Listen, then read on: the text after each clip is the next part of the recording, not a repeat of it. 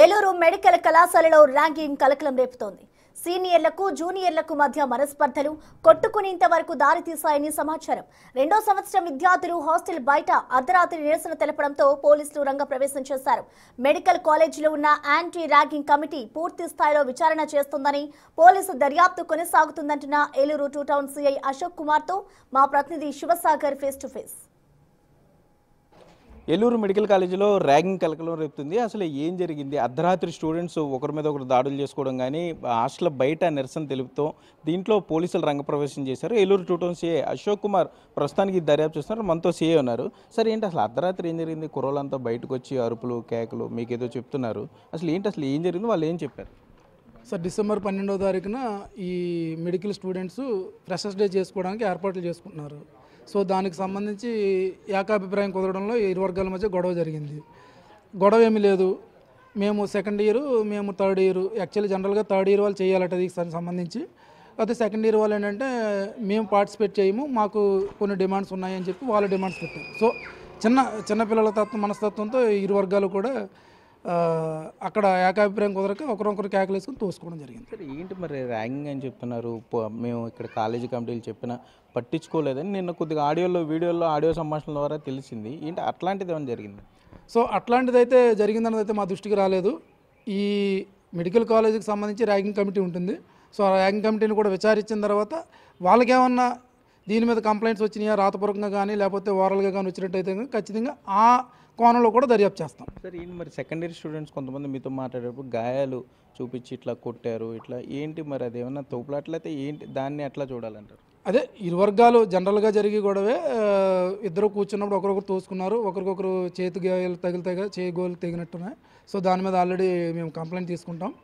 దాని మీద ఖచ్చితంగా కఠినమైన చర్యలు తీసుకుంటాం. సరే, ఏంటి మరి ఈ ఘర్షణలు జరగకుండా పోలీస్ తరపు నుండి ఎటువంటి చర్యలు తీసుకుంటున్నారు? పిల్లలతో మీరు అర్ధరాత్రి మాట్లాడారు, మళ్ళీ ఇప్పుడు మాట్లాడి వచ్చారు, హాస్టల్లో బయటకు వచ్చారు. మరి వాళ్ళకి ఏం చెప్పారు? పిల్లలకి ర్యాగింగ్ గురించి కానీ ఈ కేసుల గురించి స్పష్టంగా కౌన్సిలింగ్ చేశారా?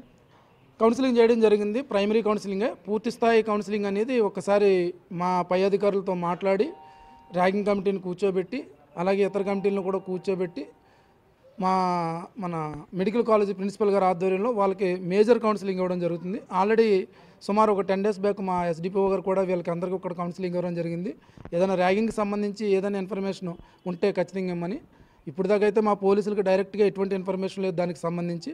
అయినప్పటికీ మరికొంత చొరవగా ఇంకా లోతుగా వీళ్ళ మధ్య ఏం జరుగుతుందో విచారించి ఇటువంటిది ఏమైనా ఉంటే కనుక ర్యాగింగ్ త్వరితగతిన ఇంకా మళ్ళీ భవిష్యత్తులో రిపీట్ కాకుండా చేస్తాం. అంటే ఏంటి సార్, విద్యార్థులకి కౌన్సిలింగ్లో అంటే ర్యాగింగ్కి పాల్పడితే కఠిన శిక్షలు ఉంటాయని చెప్పారా?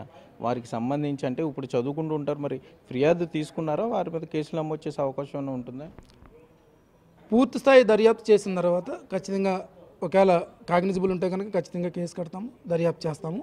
అలాగే వాళ్ళకి తెలుసు ఆల్రెడీ ర్యాగింగ్కి సంబంధించి ఏం యాక్ట్ ఉంది అన్నీ చాలాసార్లు చెప్పడం జరిగింది మా పై అధికారులు. మేము కూడా చెప్పడం జరిగింది. దీని మీద కమిటీస్ ఉన్నాయి, వాళ్ళకి తెలుసు. అయినప్పటికీ చిన్నవి ఉన్నాయి కాబట్టి వాటన్నిటిని కూడా కౌన్సిలింగ్ ద్వారా మేము వాళ్ళని మధ్య భేదాభిప్రాయాలను కూడా తొలగిస్తాం. కాలేజీ ప్రిన్సిపల్తో మాట్లాడారా?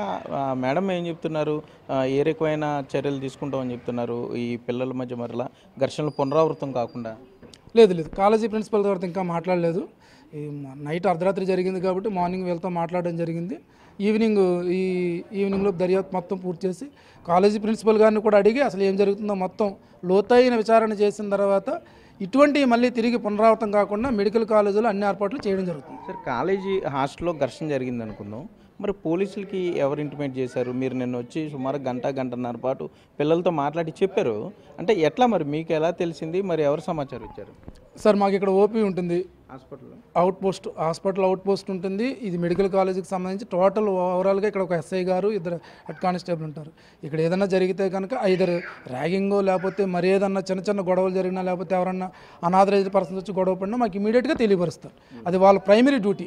సో ఆ డ్యూటీలో భాగంగా అక్కడికి వచ్చి వాళ్ళు కంప్లైంట్ చేయడంతో మాకు చెప్పారు. Sir, third year second year స్టూడెంట్స్కి మధ్య మాత్రమే ఘర్షణ అయితే ఓన్లీ బాయ్స్కి సంబంధించి ఫెస్ట్కి సంబంధించి అంతే మీరు అనేది?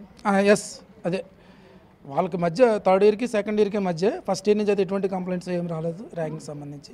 అయినా కానీ వాళ్ళని కూడా విచారించి తదుపరి వివరాలు తెలియపరుస్తాం ఏంటన్నది. Okay sir.